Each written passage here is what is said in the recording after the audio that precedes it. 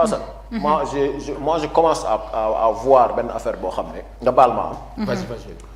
mooy ils commencent à essayer de semer le doute.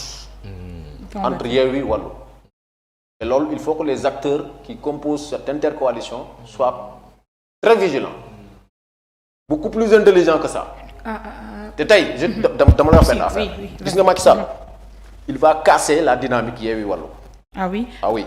foofu laa la bëggoon laajee lan mooy avenir u intercoalition boobu noonu. dama la wax benn affaire. xam nga élection yi. oui. Yewwi dafa am ay députés am Wallu am ay députés am. bu ñu ko compiler une fois installé à l'Assemblée nationale mën nañ créer seen groupe parlementaire bopp. bu ñu ko defee dañuy sonal Benno. N'oublions pas que dans ce pays il y a la jurisprudence Déthié Fall. Déthié Fall bi Idrissa Seck demee ci Macky Sall. Déthié dafa démissionné créer parti boppam. et il avait gardé son mandat de Macky Sall ngaari va tout faire fii laa koy waxee.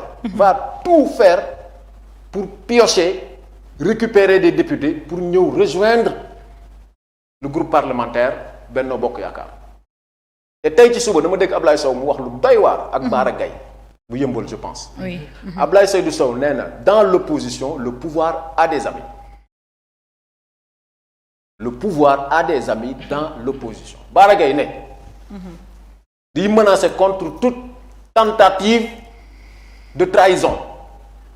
ce qui veut dire que ñoom xam nañu quelque part que bu ñu demee assemblée aussi attention bu mu leen bett bu ñu nee tel député rejoindre na le groupe parlementaire de tel député rejoindre na le groupe parlementaire moo tax il faut que cette dynamique Yewwi Wallu soit consolidée maintenir dynamique bi et que ñu vigilant dëgër solide bu ñu ko deful Macky va casser cette dynamique et ça va commencer à partir de l'installation des députés à l'Assemblée nationale. bu ñu jàngee di nga ne waxoon naa la. merci beaucoup merci Socé dafa mel ni waxtu revue bi nga dem ci classe bi jot na Régie bu ngeen noppee ñu dem jëli. am na leen lu ma bëggoon laaj balaa nga cee dem. baal ma rek mais ñun tubaab yi dañ ñoo dàq jàng.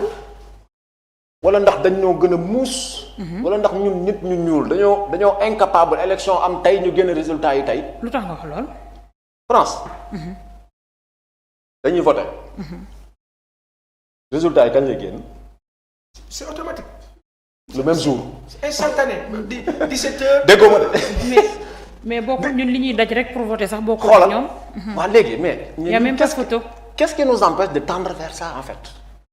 tey lan moo tax mënuñu informatiser suñu système ba peut-être dinañ mën a peut-être les personnes âgées mënuñu def ay vote électronique d'accord mais nañu jéem a xool s'il le faut ñu combiner les deux def vote électronique ak vote manuel.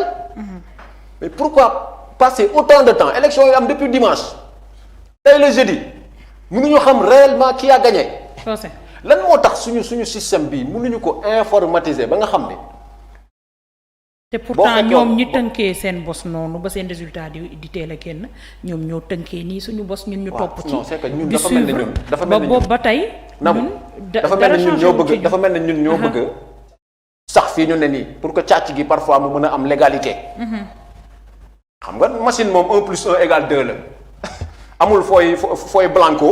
bind fa 1 plus 1 égale 3. mun na ne c'est de l'informatique calcul la. mais nañu xalaat loolu. mais ça c'est quand quelqu'un refuse le bulletin unique. ñu ne la moo gën a économique. doo dépasser lu bëri. non bulletin doo sonn.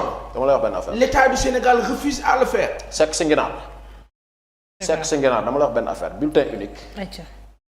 ñaata bulletin la ñuy imprimer ci liste yi y a combien de listes déjà législatives? 8. Y a combien de millions d'exemplaires de bulletins qui ont été imprimés dans ce pays? Oui. Tout ça c'est des milliards. Oui. Bulletin unique ça va empêcher à certains d'enrichir certains. Voilà business bi. Ils vont refuser de le faire catégoriquement. mais Gambie gi ay bii lañ daan voté ay bii ay égat Gambie gii rek égat moom foo koy imprimer ci mim réew. c'est plus économique c'est plus écolo. doo fi ne di sonalaate bulletin unique c'est plus simple. mais duñ ko def parce que su boobaa duñu enrichir ñi ñu bëgg a enrichir. y a combien tey imprimeurs yi fi ne yépp koo ci tuddal bulletin unique danaan la yii saa waay loolu arrangé wul. waaw day yàq suñu deal. li ñuy am ci conflit d'intérêt. bu ñu sañoon chaque jour élection am. c'est ça. parce que élection dafa am xaalis bu ci ne aussi il y a une économie derrière urne yi isoloir yi bulletin yi encre bi non cachet yi sax xaalis la cachet yi rek cachet yi à voter c'est beaucoup d'argent. léegi yokk ci kaka organisé. ministre de l'intérieur. voilà ministre de l'intérieur moo la kat nguurub Sénégal. et puis est-ce que yooyu bu ñu koy commandé dañuy def appel d'offre. moi c'est la question que je pose. je sais que présidentielle yi quand même 2012 am na ay imprimerie yu ñu sélectionné woon sur la base d'appel d'offre. mais c'était clair 2012. mais yii nii bu fekkee am na aussi yëguma ko. mais ça cheikh bi. pour dire que problème bi dafa non c'est. cheikh bi en 2012 xaaral ma toxul nekk Gambien quoi. en 2012. en 2012 ba élection yi di am. Cheikh Gueye sunu baay bi di ko organiser Socé Ndiaye. am na lu xewoon. lan moo xewoon. ci li ma wax nii. waaw xam nga la xewoon. lan la. El Hadj Ahmed Aïdara mii la ñu woowoon. ak Ndeye Fili Diouf ma la. ne leen kaay leen def voix annoncé wax élection yi nu moo demee. ñi fu ñu jëlee seen ay carte ak la sa des. mu leer nañ. communiqué bi tas fépp tas ci dëkk bi ñëpp yëg xew. depuis 2012 élection yi bu laa am fii ci Sénégal. nguurub Sénégal bi day def rétention RTS la kaa jàllale yenn heures yi. ñenn ñi naan waa man nu muy demee du ñu xam. dañuy bàyyi ba dernier moment ba te communication bi daan am amatul.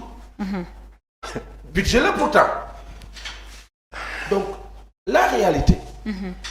mooy nguur bi fi nekk style la dafa am style bi nag dafa am kenn ka kaa incarné kon nag problème bi kan la. Macky Sall mooy problème bi président ñun defuñu la dara ñun Sénégal ñun mérité wuñu lii. mérité wuñu lii si vous voulez nag maintenant def comme Denis Sassou Nguesso def comme. on ne sait qui non loolu du fi am. ah loolu du fi am ñun de am na lu noo bañ.